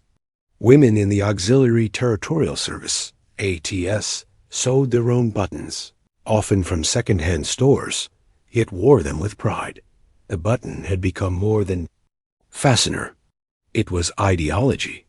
Buttons as protest and subversion. Curiously, as buttons became symbols of conformity, they also became tools of protest. In the 1960s and 70s, during global waves of youth rebellion, people began to remove or mismatch their buttons intentionally. Punk fashion, for example, featured torn shirts, safety pins, and detached buttons, a direct rejection of buttoned-up societal norms. Civil rights activists wore buttons as badges. In the U.S., civil rights groups distributed pin-back buttons with slogans like, "I am a man," or "Black Power." During the anti-apartheid movement, activists wore simple cloth buttons with Nelson Mandela's image, even when it was illegal to do so. In Eastern Europe, anti-Soviet dissidents sewed colored buttons into their collars, often unnoticeable too. Guards, but a silent signal to others. In these moments, buttons once again carried meaning far beyond cloth. Buttons today. Memory and nostalgia. We've entered an age of zippers, Velcro, and elastic. Buttons are now often decorative, but their legacy lingers. In antique shops, old military buttons are traded by collectors, each with a story, a regiment, a lost coat. Memory quilts often feature buttons from family members' clothes. Tiny memorials sewn into fabric. And in museums, you'll find buttons mounted behind glass.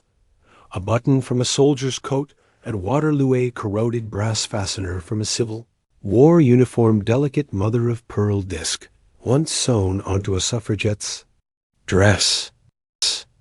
Each tells a story. Each held something together. Each meant something to someone. Section 3. Tiny heirlooms. The afterlife of a button. By now, it may surprise you how far we've come from the ornate buttons of medieval robes to the grim, rows on prison uniforms. But our journey doesn't end there. In this final chapter, we step into quieter rooms, into memory boxes and dusty sewing kits. Because buttons, in the end, outlive the garments they fasten. A button is small, easy to overlook. Yet over time, it becomes one of the few survivors of a life once worn. The button jar. Memory in the mundane in many households. Especially in the 20th century, there was a button jar. Maybe you remember one from your own family. A mason jar or cookie tin filled with stray buttons of all colors, shapes, and histories. Some were spares from store-bought shirts. Others were salvaged from coats long thrown out or worn into rags. These buttons had no order, but they weren't meaningless. One might be made of carved wood, with the scent of camphor still clinging. Faintly to it dot another, jet black and glossy, may have once fastened a morning dress. Still another, plain and cracked, may have come from a child's school uniform. These jars were heirlooms without ceremony. No one displayed them on shelves, or labeled them with dates. Yet when a grandmother dipped her hand in and plucked out a certain button, she might remember a wedding, or a war, or a winter that would not end. And because buttons were small, people kept them even when they threw away everything else. Sewing, saving, and the art of making do during periods of scarcity, wartime rationing, economic depression, or life in rural communities, buttons weren't just memories. They were resources. Old buttons were snipped from worn-out shirts, kept in drawers, and reused. Sewing them back onto new garments wasn't merely frugal. It was necessary. In World War II, for example, fabric was strictly rationed in Britain, and the U.S. people were encouraged to make do and mend. A button became an important piece of that ethos. Children's clothing was often patched and rebuttoned many times over. Women's dresses might be redesigned using old buttons from there. Husbands' uniforms. Magazines offered guides like 10 New Looks with 3 Old Buttons. In small ways, people stitched their dignity back into the cloth. Buttons, tiny as they were, helped hold lives and morale together. The language of buttons, fashion and emotion. In fashion, buttons have always played dual roles, functional and expressive. In the 1950s, pearl buttons on cardigans came to symbolize suburban femininity, prim, proper, and polished. A single missing button could ruin the entire effect. In contrast, the 1970s saw the rise of intentionally mismatched buttons on denim jackets, vests, and DIY clothes, a rejection of polished order. But even in avant-garde fashion, buttons remained emotionally potent. Designers like Coco Chanel often included engraved or custom-cast buttons on suits, not for function, but as miniature jewelry. In Japanese street fashion, people collected whimsical, oversized buttons as accessories. And in punk and goth subcultures, missing buttons left unrepaired became a visual language of defiance. Fashion scholars often talk about clothing as armor, but perhaps buttons are the clasps that keep that armor human, personal, imperfect, and real. Buttons as storytellers. Museums, archives, and art today. Buttons are carefully preserved in museums and textile archives. Why? Because each button holds a specific story, often with more detail than the garment it once belonged to. At the Victoria and Albert Museum in London, there's a collection of buttons dating back to the 1600s. One, made of pressed horn and lacquered. Gold belonged to a courtier of Charles II. Another, from the 1800s, contains a hidden miniature painting of a woman's eye known as a lover's eye button, passed between secret sweethearts. In the Smithsonian, you can find uniform buttons from the American Civil War, still bearing the emblems of now defunct regiments. Buttons from suffragette sashes, with slogans like "Votes for Women" subtly etched around the rim. A button salvaged from the wreck of the Titanic, corroded but intact. Some buttons have even become artworks in their own right. Modern artists create mosaics, installations, or wearable sculptures out of thousands of vintage buttons, each one touched by unknown hands. Worn through forgotten days. The button. In the digital age, we live now in a world of touchscreens and zippers, of sweatpants and Velcro. Many garments today come without buttons at all. And yet buttons persist. High-end coats still feature horn or mother-of-pearl buttons. Children's books teach fine motor skills through large plastic buttons. Online stores now sell curated assortments of vintage buttons, often listed by decade: 1920s Bakelite, 1950s Lucite, 1970s resin. There is nostalgia in buttons, maybe because they remind us of effort, of a time when getting dressed meant choosing not just clothes, but fastening ourselves into a story one button at a time. And perhaps that's the secret. A button is never just about holding two pieces of fabric together. It's about connection, holding fast when things threaten to fall apart. The final thread as you drift now into sleep. Think of the tiniest button you've ever held. Maybe one from your grandfather's coat, or one that popped off a shirt before. A job interview. Maybe one you never noticed until it was gone. Think of the fingers that stitched it on. The thread looped patiently, again and again. The small repetitive labor that held not just fabric, but memory, dignity, identity dashed together. A world of noise and speed. The button is quiet, still, stubborn. It endures. Story 5. The lighthouse keepers who watched the sea breathe alone with the wind and flame. Sea is a patient thing. It rolls in, it rolls out. Every minute, every day. Long before we were here to mark it by clocks, long after we forget to listen. But in between there were watchers, quiet figures, perched on stone towers, tracing each breath of the sea with their own. These were the lighthouse keepers. Men, and sometimes women, who lived on the edge of the world, their only task to keep the light burning. Their job was simple: keep ships from dying on the rocks. But their lives? Quietly epic. This story is not about shipwrecks or storms. It is about waiting. It is about routine. It is about the men who rose before dawn to trim a wick, who knew the sea by the rhythm of its foghorns and the patterns of bird flight. It is about boring bravery, the kind that repeats itself every morning for 40 years. The rise of the lighthouses have existed in some form for over 2,000 years. The Pharos of Alexandria, one of the 7 wonders of the ancient world, burned brightly for centuries before crumbling into history.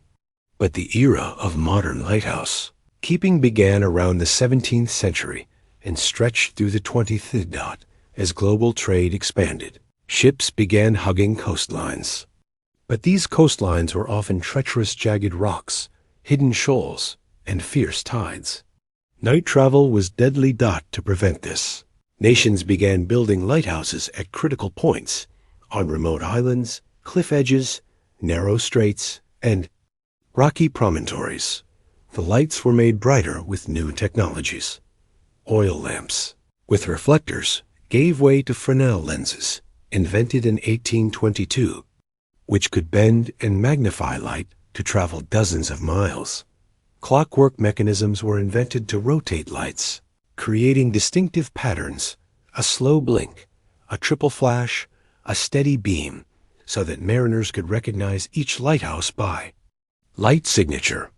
But all of this required one thing: a person to maintain it. Someone had to trim the wick, refill the oil, clean the lens, wind the gears, stay awake. Every night, every season, what the keeper did all day and night. The life of a lighthouse keeper was rigidly structured, yet endlessly repetitive. Imagine a day on the Isle of May, off the Scottish coast. In 1892, the keeper awakens before dawn. He checks the logbook, writes the weather: foggy, northwest wind, barometer falling. He notes the light was operational through the night, burning steadily. He descends the iron stairs from the lantern room and prepares breakfast, often oat porridge, tea, and preserved meat. Then the tasks begin. Polish the lens, not just a light. Clean, but a meticulous, smudge-free polish of each crystal facet. Clean the lantern windows. Salt spray accumulates, dulling the light. Windex didn't exist. Rewind the mechanism.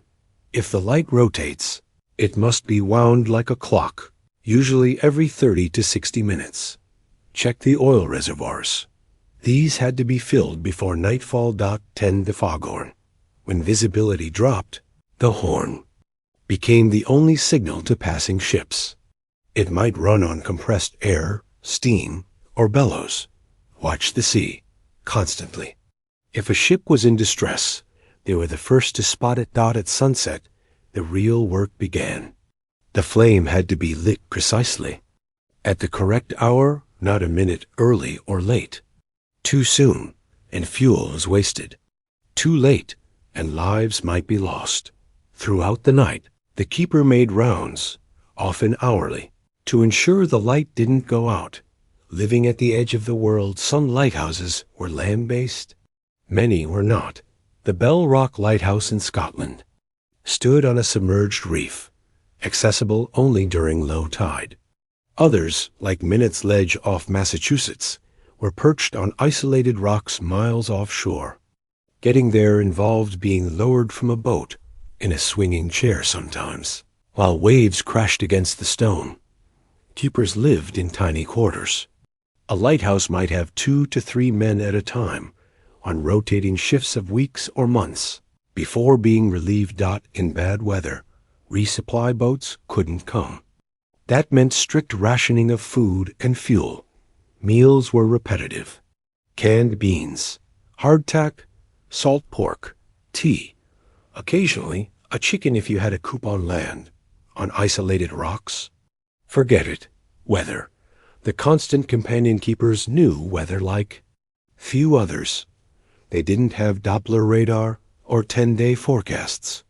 They had the sky, the barometer, and their bones. A slight drop in pressure could mean a storm tomorrow. A sudden stillness in the wind could mean fog. The angle of seabirds flying inland might signal a gale. In fact, some keepers were better forecasters than the official services. Many kept daily journals recording temperature, wind direction, and sea conditions. These logbooks have become precious climate records for modern scientists. But for the keeper, they were more than data. They were a conversation with the sea, a way of staying sane. Sanity and solitude isolation was both a risk and a reality. Lighthouse service manuals, especially in the US and UK, issued strict rules. No alcohol allowed. No arguing among keepers. Keep logs meticulously. Maintain daily chores, even when no ship had been seen for weeks. Why?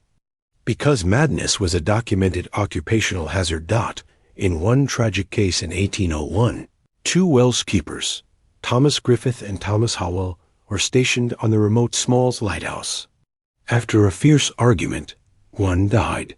The survivor, fearing accusations of murder, kept the body in a makeshift coffin inside the tower until he was rescued 4 months later. To this day, lighthouse policy in many countries avoids 2-man crews in remote stations. Instead, 3 were posted. If 2 argued, the third was the tie-dash breaker. Small joys. Long days, but it wasn't all gloom. Many keepers took pride in their role. Some brought books, learned languages, or kept elaborate gardens if the land allowed. A few became amateur meteorologists, sending reports to universities. Children were raised in some lighthouses riding ponies around the tower base, collecting sea glass, building toys from driftwood. Some keepers carved model ships or crafted miniature furniture from whalebone and scrap metal. And at night, when the wind died down and the lens turned slowly overhead, casting a rhythmic beam out into blackness, they would sit, listening to the waves, watching the sea breathe. End of an era, echoes of a calling, By the 1970s and 80s, automated systems began replacing keepers. Solar-powered lights, remote monitoring, and GPS all made human presence unnecessary. The last manned lighthouse in the UK, North Foreland, was decommissioned in 1998. In the US, the Coast Guard removed its last resident keepers in the early 2000s. Some of the old towers now serve as museums, guest houses, or private homes. A few still stand abandoned towers weathered by salt and time, their windows shuttered, their lights cold, but the logs remain. The journals, the worn furniture, the half-full jars of polish, and the lenses many still intact, ready to shine again if ever called upon. Section 2. The mind in the tower. There is a certain kind of silence that only lives at the edge of the world. It isn't empty. It's full of wind brushing the stone, waves pulling at rocks below, and the deep, rhythmic breathing of the ocean itself. To the lighthouse keeper, this silence was not a void, but a companion. But over years, over decades, also changed a man. This section is about what happened inside the minds of those who stood watch, night after night. The rituals they built, the thoughts they didn't speak aloud, the philosophies that emerged when the world shrank to a lantern, a spiral staircase, and the stars above the sea. The solitary clock. To be a lighthouse keeper was to live by ritual. Not for beauty or boredom, but for survival. Imagine a life where every hour matters. At sunset, light the lamp. At midnight, wind the mechanism. At 3 a.m., check the fuel levels. At dawn, extinguish the light precisely when the first rays breach. The waterline. If the rhythm was broken, lives could be lost. So keepers became watchmakers of time, tuning their lives like gears. But this repetition, this mechanical, sacred routine also became something else, a kind of mental anchor. In the same way monks chant or birds migrate, the keeper found order in sameness. Some even developed almost superstitious behaviors, wiping the lens exactly 10 times, stepping with the same foot first when climbing the stairs, saying a quiet phrase before lighting the flame. It wasn't madness. It was meaning, carved from repetition. The religion of the Many lighthouse keepers developed spiritual practices, not necessarily tied to any church, but rooted in awe.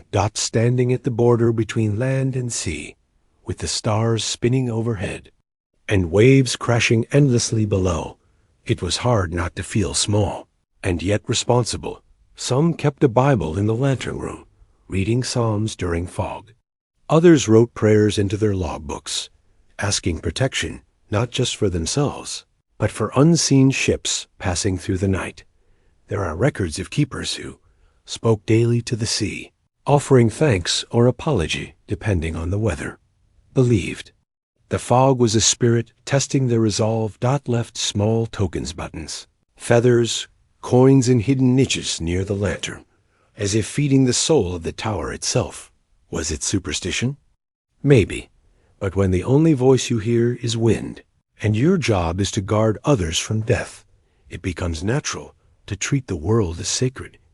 Loneliness as a language in modern life. Loneliness is often seen as a burden, but lighthouse keepers had a different relationship to solitude. For many, it became a language, a way of listening to things most people ignore. Without constant conversation or entertainment, the mind wandered, but not aimlessly.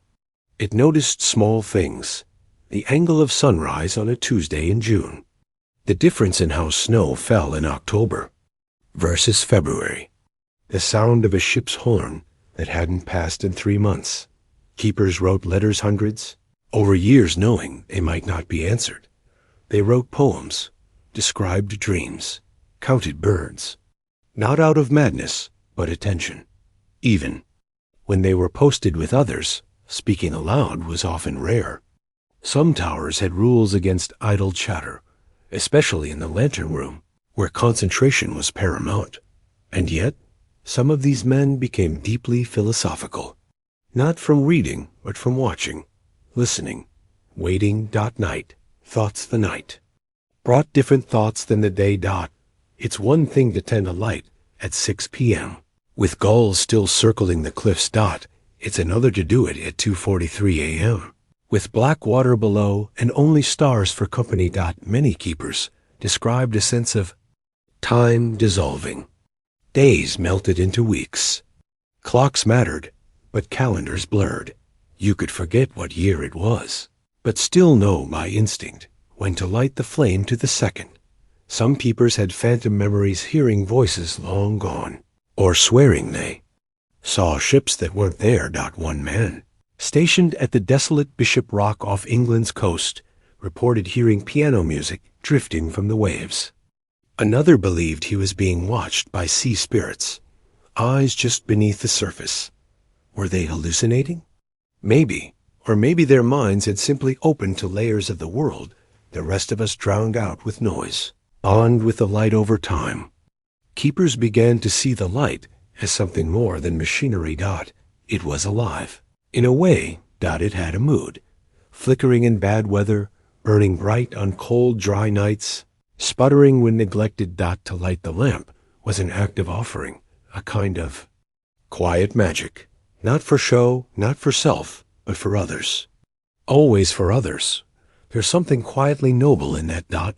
Imagine trimming a wick, knowing a ship 30 miles away might catch your beam just in time to avoid a reef. You'll never meet the crew. They'll never thank you, but your light was the difference. That kind of unseen purpose reshapes a man.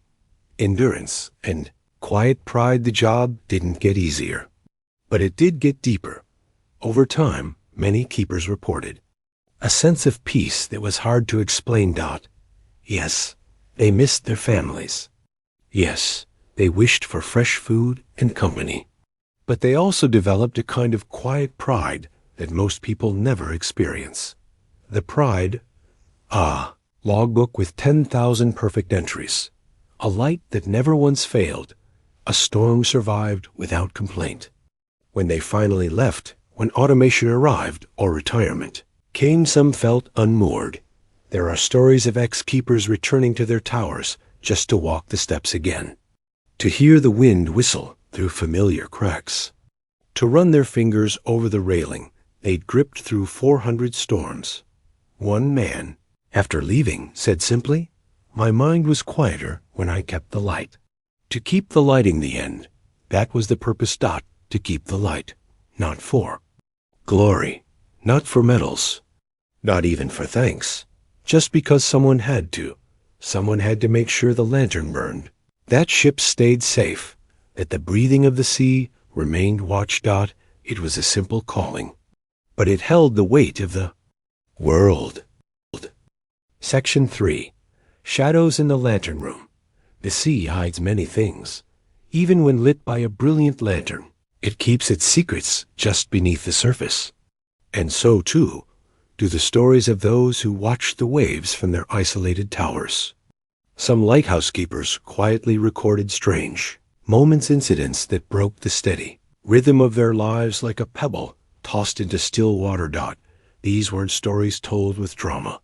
In fact, they were whispered reluctantly, tucked into old journals and final letters. Quiet recollections of things that didn't fit. This final section will explore those stories, the disappearances, the anomalies, and the unanswered questions that linger where the sea meets stone. Whether explained by weather, war, or isolation, these events remain etched into the hidden pages of maritime history. The vanishing at Ailinn. Morone of the most enduring mysteries in lighthouse history occurred in 1900 at the Flannan Isles, off the coast of Scotland. The lighthouse there was manned by 3 experienced keepers, James Duckett, Thomas Marshall, and Donald MacArthur. They were isolated, but not unprepared. They had food, oil for the lamp, and years of service between them. Yet when a relief ship arrived just after Christmas, the tower was empty, the lamp was out, the clocks were stopped, the table was set for a meal that had never been eaten. There were no signs of struggle, no damage to the building, only a journal, entry noting an approaching storm and a final line. Sea rough, storm past, all is calm. God is over all. What happened? Some believed a massive wave had swept all three men into the sea. Others whispered darker tales, madness, murder, supernatural forces. But the truth was never found. The lighthouse remains automated today. And the mystery remains. The Bell Rock apparition, another story, comes from the Bell Rock Lighthouse, the oldest. Sea-washed lighthouse still in operation, not during its early years. In the 1810s, one keeper whose name is lost to history began reporting strange behavior from the light itself. On certain moonless nights, he claimed the lantern would dim slightly, though no mechanical failure could be found. He started marking these nights in his logbook, along with vague notations like whispers in the fog and figures below. His letters home became increasingly troubled. In one, he wrote, "I do not believe I am alone here, though no." One else is posted. Later inspection of the tower revealed nothing amiss. The logs were stored, eventually forgotten. It would be easy to dismiss this as imagination. But over the next 50 years, at least 3 other keepers independently noted similar phenomena. Each described the light guttering on calm, windless nights, something it should not have done. No one was harmed. The tower stood firm, but some believed the ghost of a lost mariner, or perhaps one of the original builders, who died during construction, had taken up residence. The drowning watch on the Great Lakes. Lighthouse stories took on a colder tone. These inland seas were less romantic than the ocean, but just as treacherous. One keeper, stationed at White Shoal Light, began recording something peculiar. During certain winter nights, just before heavy snow, he would hear a rhythmic tapping. On the lower levels of the tower, not like ice, not like waves. He described it as knuckles on iron, a deliberate 5-beat pattern, repeated twice, then silence. No one else ever heard it. He tried investigating, even setting traps to detect intruders. Nothing.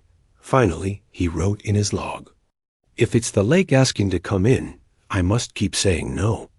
Then, in the winter of 1924, during a violent freeze, the keeper vanished. The tower was found undisturbed, the logbook closed neatly.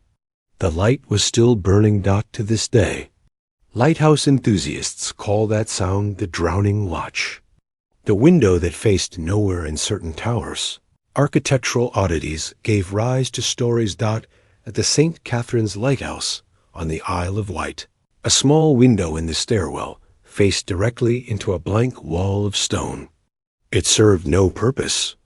Keepers over generations swore they saw flashes of light from it at night. One described it as a lantern calling from inside the rock. There were attempts to investigate a structural survey, found nothing. No tunnel, no chamber, no reflective surface. Still, log entries persisted into the 1940s, noting the inner light as a recurring vision during electrical storms or deep fog. It was never considered dangerous. In fact, some keepers claimed it comforted them, as if the lighthouse itself were offering reassurance. A trick of the eye? Perhaps, but to those who stood there in silence, alone at the edge of England, it felt like something was looking back. The postcard, not all strange events, were ghostly. Some were simply strange.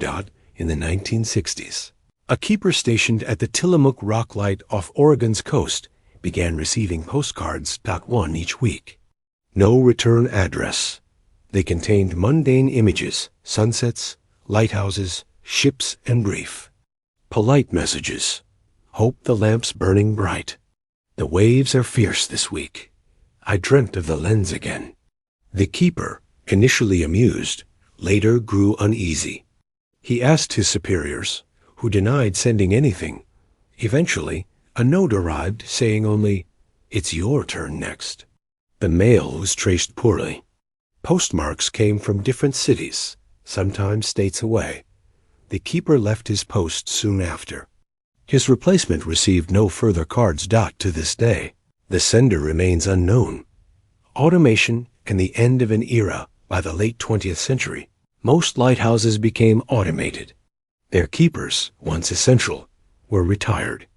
The towers, once inhabited, grew cold, but some say the lights changed.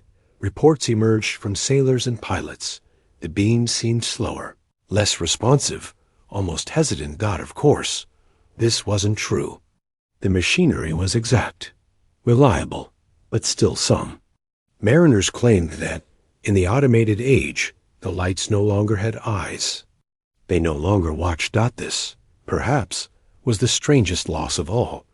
The sense that, no matter how bleak the storm, a person was awake in the tower thinking, checking, caring. A sensor cannot hope. A relay cannot worry, but a keeper could. A tower. Of memory today, some lighthouses stand abandoned. Their paint is peeling, their railings rust. The spiral stairs echo only with the cries of gulls, yet people still visit them. Some are museums. Others are private homes. A few are being restored. In each, there's a room where the light once turned. A room where someone once stood, every night, trimming the wick and watching the sea breathe. These towers hold memory, not in a mystical sense, but in a human one. They remind us that history is made not only by great battles and loud events, but by quiet, patient people who kept watch, people who did their work unseen, who endured, who listened. So tonight, if you hear wind on the window or the soft pulse of waves beyond the harbor, remember the lighthouse keeper, the one who stood at the edge of the world and lit a flame not for himself, but for others. Earthy, and slightly sweet of thousands of dried peppers lining wooden stalls and mud brick shops. Women older, younger, stern-faced, or cheerful sifted, sorted, and sold with a rhythm that matched the pace of the land itself.